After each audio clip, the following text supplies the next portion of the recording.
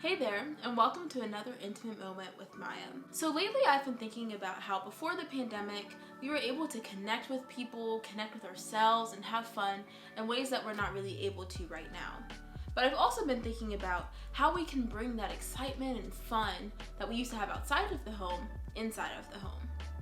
So today I'll be talking about ideas and ways to do just that. Both ideas that are sexual and ideas that are not sexual in nature. And also ideas that will work for people who are single and people who are living with a romantic partner. My hope is that these ideas will inspire you to try them out or to be creative and try out your own ideas.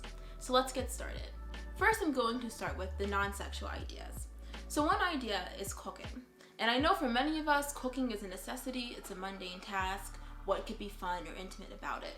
Well, I do think that there's a way that we can approach cooking and other tasks that create space for intimacy and fun to arise. So perhaps you play a playlist that you absolutely love, or even you could light a candle in the kitchen and use that as time to reflect with yourself or with your partner on questions and topics that you don't get to normally think about.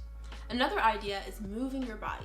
So for some, that means working out, and that's great. Making more of an effort to work out, working out by yourself, working out with your partner could be a lot of fun and create more energy between you and the other person. But I don't just mean working out.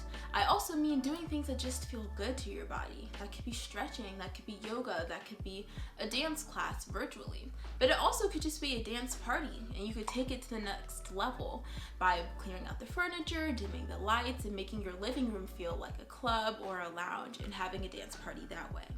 And if you're in a relationship with someone that you're living with, you could have slow dance moments every day or every other day where you turn on a song that you both love and just enjoy a slow moment like that together. Another idea is to listen to a podcast that has thought-provoking and fun conversation starters on it.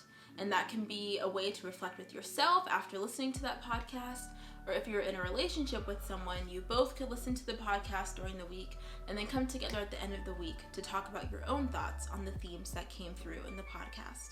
And lastly, an idea is to play games and to just create space to ask your partner and yourself questions that you don't always have the time or energy to.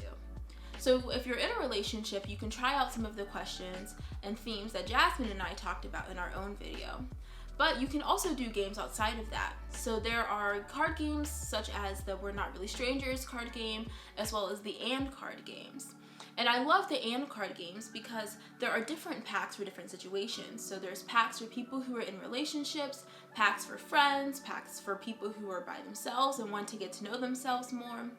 And then lastly, in the same vein, I think it's a lot of fun to play Truth or Drink with YouTube videos. So there are a lot of YouTube videos where people are playing Truth or Drink, and so it's fun to do that with your partner if you're there with them, or you could do it with friends virtually as well. So now I'm going to move on to some of the more sexual ideas in nature. In general, I just think a great mindset to have towards sex right now is to think about things that you've always been open to trying or been interested in trying, but maybe you just didn't have the time or energy to before, and try those things now. So for some people that might be trying out new sex toys, vibrators, dildos, things to tie each other up with, such as handcuffs and things of that nature.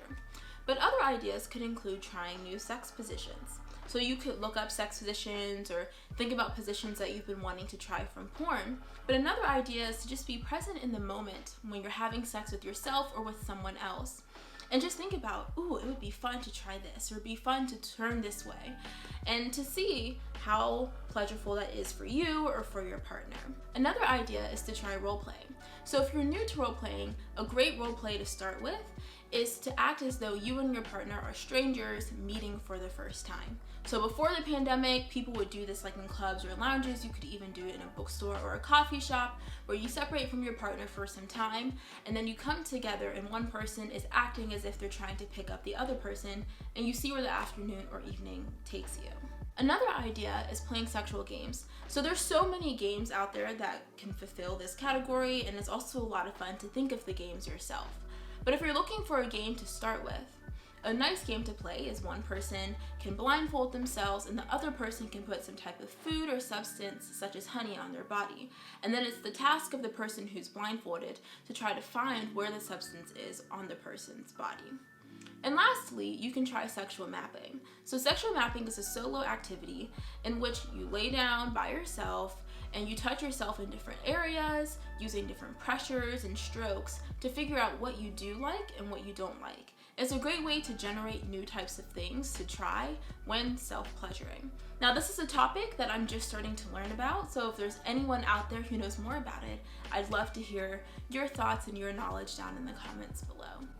So I realized I kind of flew through all of those ideas, but the idea was to just give you a taste as to all of the things that we can do to bring excitement and fun and playfulness inside of our homes during this pandemic. But if you are interested in learning more about one or two of those topics in detail, let me know and I'd be glad to make a video about it. So as always, I want to hear from you.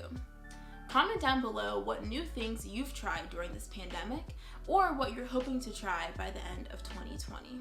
Thank you so much for watching, and be sure to share this video with someone that you think will enjoy it. And if you're in a relationship, perhaps you can share it with your partner and use it as a conversation starter. So that's all I have for you today. I look forward to seeing you next week.